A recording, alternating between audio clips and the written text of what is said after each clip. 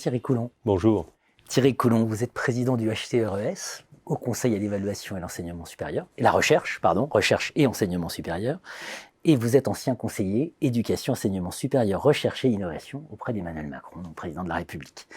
HCERES aujourd'hui, c'est l'heure de la grande transformation, des grandes transformations. Alors évidemment, ça tombe à un moment où la Cour des comptes, par ailleurs, vous incite à vous transformer, mais bon, je crois qu'un certain nombre de choses étaient déjà engagées, donc quelles sont les grandes transformations dans lesquelles s'engage le HCERES aujourd'hui? Alors d'abord, le HCERES, c'est une institution relativement récente. L'idée de l'évaluation, elle vient, je crois, principalement, enfin on peut trouver une origine dans le livre de Laurent Schwartz pour sauver l'université en 1983. Et puis elle connaît différents avatars. C'est d'abord, elle est opérée par un service interne du ministère, elle est opérée par les organismes de recherche, et puis il y a l'idée qu'une agence indépendante qui regarderait établissement, formation, recherche, ce serait intéressant et ce serait conforme au modèle international. Donc on a d'abord l'AERES, et puis la transformation consécutivement aux élections de 2012 en HCERES. Donc les transformations qui sont opérées aujourd'hui, elles prennent leur origine dans une histoire qui est à la fois pas extrêmement longue, mais où la courbe d'apprentissage a été réelle. Alors d'abord, il faut noter un point, et je reviens sur le rapport de la Cour, on en reparlera peut-être, mais qui note que nous faisons beaucoup d'évaluations.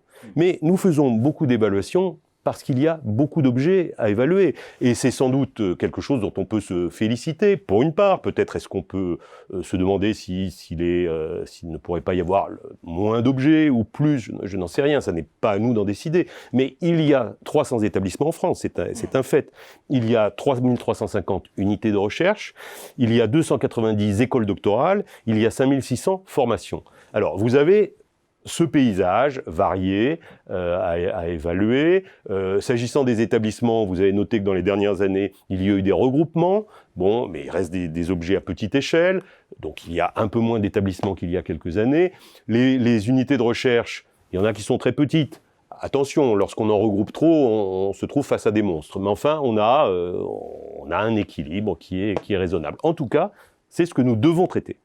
Et alors, parce que, d'une part, il est naturel que l'État se demande ce qui est fait de son argent, mais d'autre part, les chercheurs aiment bien savoir ce que le milieu pense d'eux. Ça fait partie de leur activité. Et je note que quand on évalue une unité de recherche, ce avec quoi on a à lutter, c'est que les équipes internes de l'unité de recherche aimeraient bien, elles aussi, être évaluées. Donc on descend à un grain encore plus fin. Donc, attention à ceux qui nous reprochent à la fois de faire trop d'évaluations et à ceux qui aimeraient qu'on en fasse encore plus. Toujours est-il qu'on a ce paysage. Et c'est un paysage, entre nous, globalement, magnifique et très intéressant. Il y a sans doute des critiques à adresser, mais la première chose qu'il faut dire, c'est que c'est ce que ce pays a construit et que c'est quand même pas mal du tout. Eh bien, ce paysage, on le coupe actuellement en 5 vagues, ce qui veut dire qu'on revient sur le même objet tous les 5 ans. Alors attention, si c'est moins, ça risque d'être une évaluation qui pèse trop, qui revient trop souvent. Si c'est trop loin, ça ne suivra pas la trajectoire. Je me souviens j'ai présidé une université nouvelle qui était en accélération très grande. On avait envie qu'à l'époque, les instruments d'évaluation reviennent plus souvent parce qu'on bougeait tellement vite qu'on avait envie d'être vu. Donc 5 ans, c'est sans doute une bonne durée. Bien, alors à ce moment-là, désolé, soit on nous demande de ne pas évaluer, soit on nous demande d'évaluer ce qu'il y a à faire, et alors évidemment ça fait une masse. Ce qui ne veut pas dire qu'on ne peut pas s'organiser mieux pour le faire. C'est-à-dire que, effectivement, la Cour notait par exemple qu'il y avait beaucoup de comités, un nombre assez hallucinant sur Aix-Marseille Université, parce qu'on est face à des objets complexes. 324 rapports, voilà. La Cour pointe. Peut-être est-ce qu'un même comité peut regarder sur une vague donnée un ensemble d'unités de recherche. Peut-être est-ce que nos moyens vont paradoxalement beaucoup sur des unités de petite taille. Et à ce moment-là, peut-être est-ce qu'on peut regrouper les choses. Je ne dis pas qu'il n'y a pas de la rationalisation à faire. Mais le premier point, et dans les transformations que j'ai voulu engager, le point essentiel, c'est le suivant. C'est ce qu'on appelle dans notre jargon l'évaluation intégrée. Historiquement, l'AERES s'était construite sur 3 départements. Les formations, les unités de recherche, les établissements. Et c'était un petit peu tautologique. Les gens qui regardaient la recherche regardaient les universités de recherche, les unités de recherche, les objets. Les gens qui regardaient la formation regardaient les formations individuellement. Et puis les établissements ça consistait à refaire un rapport qui parlait un peu de formation ou de recherche, qui au pire répétait les choses, ou bien alors ne les intégrait pas. Tout le jeu, aujourd'hui, c'est d'arriver d'abord à faire de l'établissement l'objet central. C'est l'établissement qui est financé par les fonds publics, et c'est l'établissement qui a une stratégie, et c'est l'établissement qui en interne réalloue les moyens. Donc c'est à lui qu'il faut s'adresser pour dire voilà ce qu'on pense de la manière dont la stratégie a été opérée. Mais on ne peut regarder une université qu'à travers ces deux métiers fondamentaux. Il y en a d'autres, mais la formation et la recherche. Et donc, on ne peut valablement la regarder que si on utilise la manière dont les comités qui travaillent sur les unités de recherche et les formations, qu'on utilise ce regard. Alors c'est compliqué parce qu'il faut intégrer, voilà, c'est un processus un peu plus compliqué. J'ai coutume de dire que, je n'y connais rien, je ne connais pas les processus industriels, vous connaissez ça très bien dans cette maison, mais quand on construit un avion ou une voiture, je n'ai pas entendu dire qu'on le faisait ni purement en parallèle, parce qu'à ce moment-là, ni purement en séquentiel, et qu'il fallait des processus un petit peu élaborés pour que ça. C'est ce qu'on est en train de discuter, et les nouveaux directeurs que j'ai recrutés ont été recrutés sur cette hypothèse qu'on était en train de construire un collectif, et non pas des fonctionnements en silo, comme ils s'en installent naturellement dans toutes les organisations. Donc ça, c'est le premier point. Rationalisation du nombre de rapports et focus. Intégration. Ouais, c'est le mot. Alors il y a une deuxième évolution qui est plus subtile à attraper et on n'est pas si loin de ça, mais c'est un effort permanent. C'est d'éviter les euphémismes, c'est-à-dire d'arriver à dire les choses, à appliquer dans le domaine de l'évaluation la même éthique de la vérité qui est la nôtre quand on écrit un article scientifique, avec évidemment de la prudence, de la diplomatie, non, mais surtout du respect pour les objets qu'on regarde, mais en se souvenant du fait que le regard qu'on leur renvoie, il vaut surtout par son acuité. Alors, c'est certainement pas, ça ne peut pas être un regard qui est purement quantitatif, évidemment que non. Tout le procès sur le HCERES comme machine bureaucratique et bibliométrique est évidemment assez décalé par rapport à la réalité d'une agence qui a un vivier de 10 000 experts et qui embrasse 3 500 par an. Ce qui peut être d'ailleurs un peu trop, peut-être est-ce qu'il faut justement rationaliser un peu, mais en tout cas, l'évaluation, elle est collégiale et elle est qualitative. Sinon, on n'aurait pas une agence pour faire ça, ça irait un peu plus vite avec du presse-bouton. Même si, par ailleurs, la bibliométrie, c'est un exercice difficile. Et l'OST, chez nous, l'assume. Mais elle l'assume à un niveau intégré. C'est-à-dire que, d'abord, nous ne faisons pas d'évaluation individuelle, c'est très important à rappeler. C'est-à-dire que, non seulement nous n'évaluons pas les chercheurs de manière bibliométrique, mais nous ne les évaluons pas du tout, individuellement.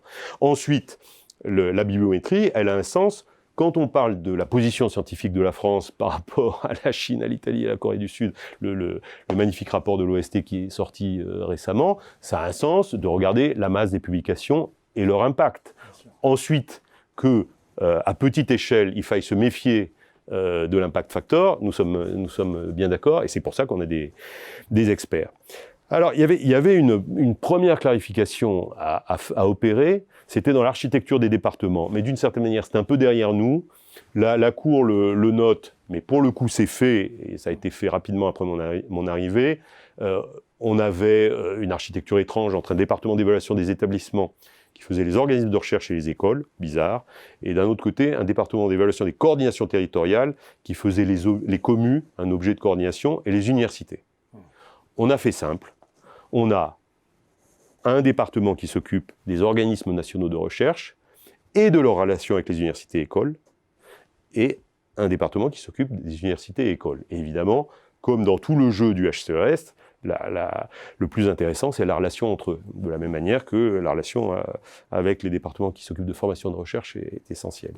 Alors, de nombreuses transformations, il y a plusieurs sujets quand même importants. D'abord, il y a des nouveaux thèmes. Oui. On pense au développement durable, oui. On pense à la science ouverte. Oui, voilà. tout à fait. Quelle est la vision sur ce point-là? Il y a des nouveaux objets, oui. On pense au bachelor, par exemple. Absolument. Voilà. Et puis, il y a de la concurrence. C'est-à-dire la Cour relève, il y a la CTI, la CEFDG, donc CTI c'est la commission des titres d'ingénieur, la CEFDG c'est la commission d'évaluation des formations de gestion. Oui. Si on prend tout ça, où on en est? Deux thèmes très différents. Le premier, c'est celui des grandes évolutions sociétales. On parle de développement durable et de responsabilité sociétale. Ce matin, j'étais invité par le réseau qui décerne le label des DRS.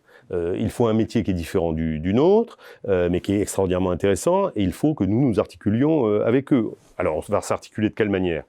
D'abord, dans les référentiels, il faut qu'on tienne compte des questions de développement durable, et on en tient compte, vraiment. Ensuite, il faut que nos comités soient attentifs à cette question-là. Je note que quand le Premier ministre écrit à 5 ministres, dont Frédérique Vidal, pour demander ce qu'ils font sur le climat, et d'avoir un plan climat, il note que le HCERES pourrait évaluer ces questions-là. Alors, je ne sais pas sous quelle forme il les évaluera globalement, ça c'est une des missions transversales dont on parlera peut-être tout à l'heure, mais en tout cas, dans les objets individuels qu'il regarde, il se doit de regarder dans l'activité de recherche. Il y a de la recherche durable, il y a de la recherche moins durable, on peut faire attention à son empreinte carbone, on peut faire un peu moins attention. Dans les formations, dans la stratégie globale de l'établissement, y compris les mobilités des personnels, etc., etc., tout ça, ce sont des questions qu'on regarde sans doute beaucoup plus aujourd'hui qu'hier. La science ouverte. J'ai assisté la semaine dernière à une réunion à l'initiative du ministère des acteurs du plan national sur la science ouverte.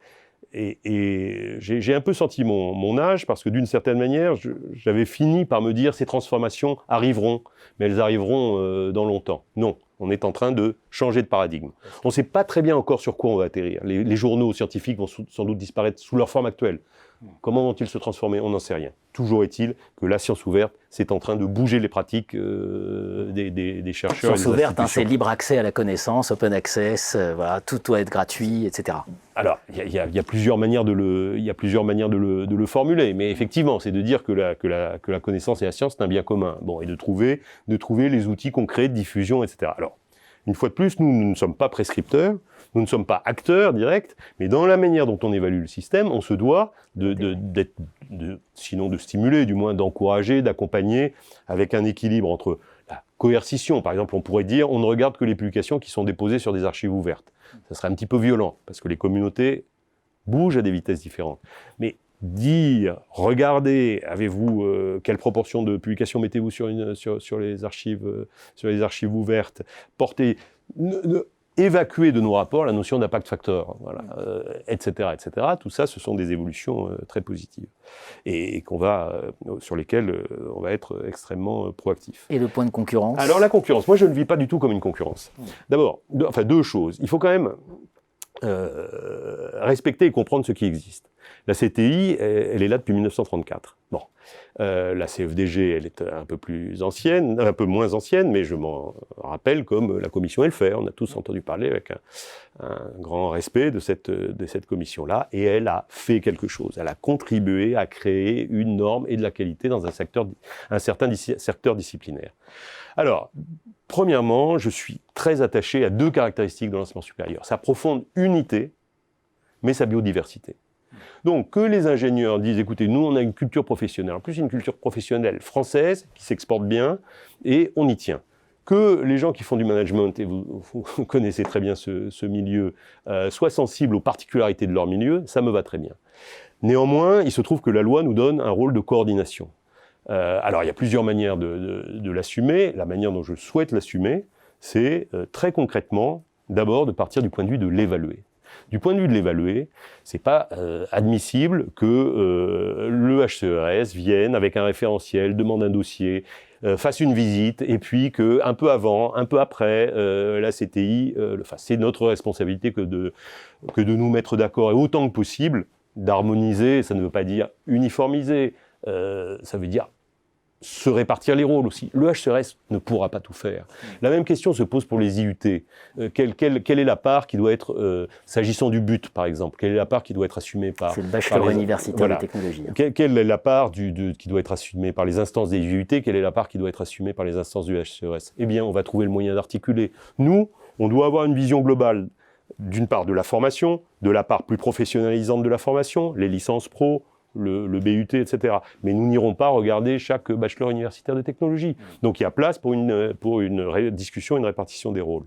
De la même manière, sur le bachelor, les choses étaient parties un petit peu dans la précipitation. On a un petit peu oublié que le HCERES pouvait avoir et devait, même au titre de la loi, avoir un rôle dans l'affaire. Mais c'est très bien, le ministère, la CTI, la CFDG avaient à traiter une première vague. Et puis pour la deuxième vague, on a ouvert la discussion. Vous avez peut-être vu qu'on a fait une conférence de presse récemment avec la CTI, la CFDG et le ministère, et qu'on essaie d'abord d'avoir une idée commune de ce que c'est qu'un objet qui mérite le grade de licence, d'avoir une harmonisation des référentiels, même s'il y a des spécificités, d'avoir un calendrier harmonisé, et peut-être, souhaitons-le, être capable de dire ensemble, bah, voilà les résultats, voilà ce qu'on pense, des accréditations possibles dans l'ensemble des secteurs, enfin les présenter d'une seule voix. Je pense que pour l'évaluer, c'est très important. Donc il y a beaucoup de travail à faire. Ensuite, il y a des travaux spécifiques avec la CTI, spécifiques avec la CFDG dans leur sphère. En tout cas, la porte est grande ouverte. Et pour le moment, je ne sens, quand on place le terrain, non pas sur la discussion, non pas sur le terrain du combat de chapelle et d'identité, mais sur le terrain pragmatique de comment est-ce qu'on avance ensemble, ça va très bien. HCRES, l'heure de la grande transformation. Ouais.